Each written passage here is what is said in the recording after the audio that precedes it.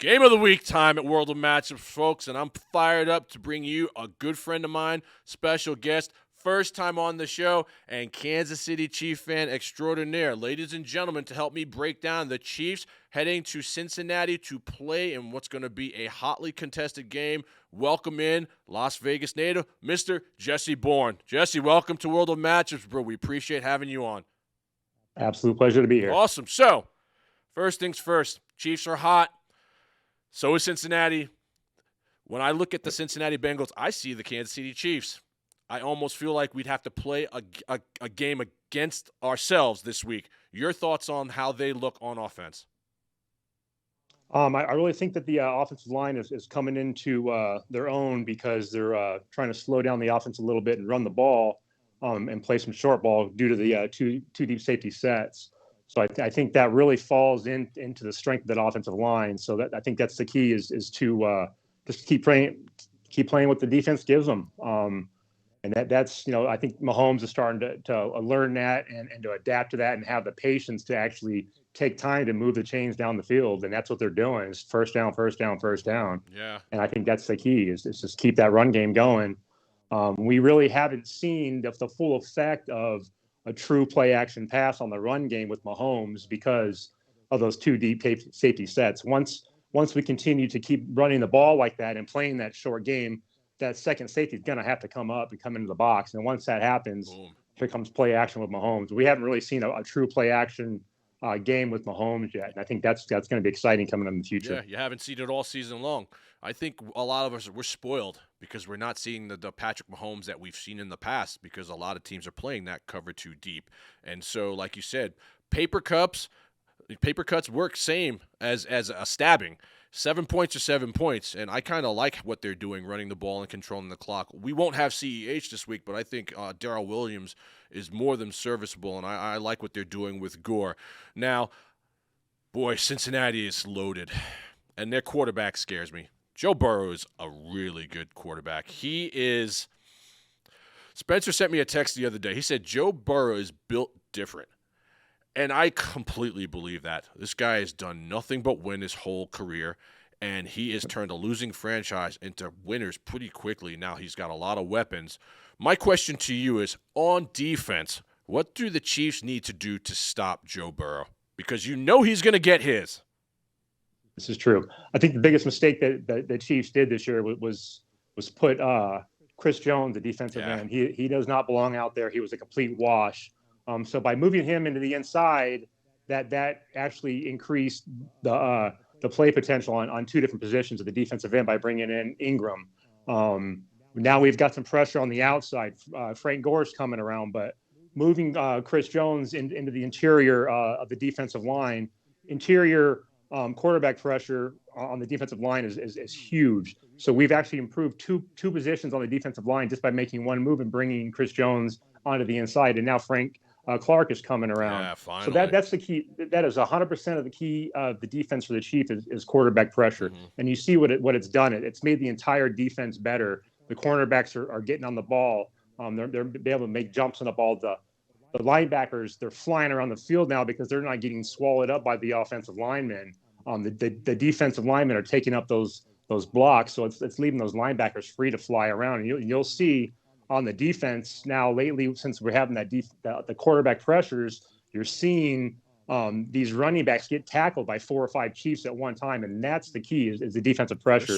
So I believe this game is gonna come down to the defensive ends, Clark, Ingram, and then Chris Jones firing up the gap. Yeah. So that's what's gonna dictate this game right here. I agree. 100%. The game is won in the trenches, and boy, the one thing that I like about Steve Spagnuolo is that he likes to fire up the blitz. He dials it up, and he dials it up coming from a lot of different places, even from the safety position. I mean, you'll see Snead and Honey Badger back there, and that's how you beat a good quarterback. Problem with the blitz is that he's got these weapons, man. Jamar Chase is an absolute house on fire. We broke down T. Higgins a couple minutes ago. This guy is 50-50 ball. He's coming down with it. Even a guy like C.J. Uzomah is deadly in the middle of the field. But the one person that I'm really worrying about more than anyone else in this game on Sunday is Joe Mixon.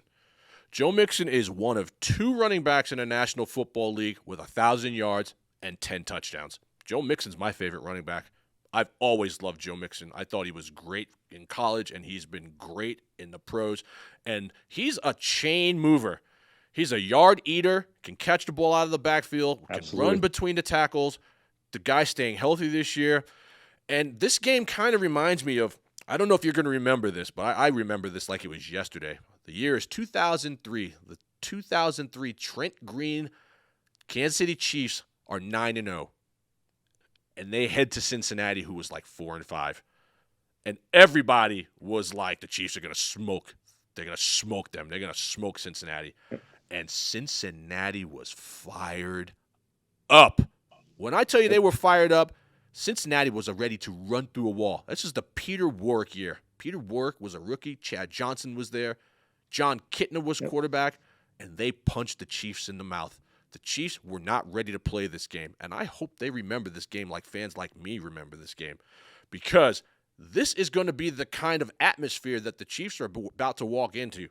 They're going to be ready. The Chiefs are going to get everyone's best shot. Your thoughts on stopping Joe Mixon? I'm not really too scared on Mixon, to be honest with you. When it comes to these strong running backs and they're doing their game preparations on the defensive war rooms here, they know they're going against tough running backs, and this goes like when we talked about Derrick Henry. They know that they had to focus on that guy. When they know they have to focus on a certain running back, and they're going to make you throw the ball, that's what they're going to do. And I think now that they can trust their pass rush and their quarterback pressures from the line, I think that they're going to be able to concentrate on that run to stop that run, because that's the key for the Chiefs defense is they need to stop the run and get into third and long situations. Because once they get into third and you got to pass the ball, that's where the Chiefs defense shines, because they know they can put their hair back and just and go for that quarterback. So I'm not too concerned about Mixon in this game. I'm more concerned about the pass rush, because that's where it's all going to lead to. Yeah. Long third downs and get to the quarterback. Yeah. We need Chris Jones, we need Frank Clark and Ingram to step up, and then let's hope that Spags doesn't get too crazy if the blitzes. The all-out blitzes. That's what I'm concerned about. That's the only thing about Spags' blitz calls is when he gets a little bit overzealous and starts calling too many all-out blitzes. Yeah. That's when we can get in trouble with quarterbacks like Burrow. Yeah, those jailbreaks, man. Yeah, it leaves a lot of uncovered field. Yeah, those have to be on certain occasions and not too often where they think you're going to do it every time, because all of a sudden you hit a running back like Mixon on a jailbreak blitz on a screen. He's gone. You're in deep trouble. Yeah, he's gone. With Honey Badger being the only guy back there, and then he's undersized. That's not his game, is tackling a big-time running back like that. So I love what you're saying. I love the fact that Kansas City has, despite COVID, despite injuries, despite the freaking Easter Bunny, they have just continued to win. The streak is now at 8. We're looking at 9. Me, personally, I think if the Chiefs win this game, I don't see them losing again this season. This is like a tune-up Super Bowl for Kansas City, and they are getting everybody back. Nick Bolton should be back. Willie Gay will be out there. Those two linebackers are very underrated, and I see them stealing one. I've been calling for a Harrison Butker game winner all year long, and it just hasn't come to fruition. I think this is the week. I see the Chiefs winning this game by 3 at the gun. Some Mahomes magic to get into field goal range. 24-21, Kansas City final. I think more defense is played in this game than people are going to expect. Your thoughts and your prediction on the final score? I think that the Chiefs aren't going to be slowed down on offense. I think they're going to put up at least 35 points. I believe that the defense is going to step up here. So I'm calling Chiefs 35, Bengals 24. Nice. I like it. Well, there it is, ladies and gentlemen. This is going to be one of the most hotly contested games. A lot of people are going to be expecting a lot of offense in this game because there's weapons all over the field. This chessboard is just filled with firepower. I think there's going to be more defense played than people think. Whether you guys want to believe it or not, the Kansas City Chiefs right now are a defensive-minded team. That's just a fact. That's just how it is, and I think you're going to see it on Sunday. We want to thank you for coming on, man. Happy New Year. Welcome to Thank you World for of having me. Matchups, Happy New bro. Year. We thank you for repping us so hard. Jesse is our #1 top fan online. We appreciate all the support. We appreciate everything that you're doing, and we look forward to having you on as well. Ladies and gentlemen, on behalf of Grab It Television, World of Matchups, our friend Jesse Bourne. Let's give him a hand. Thanks, man. We'll see you next time.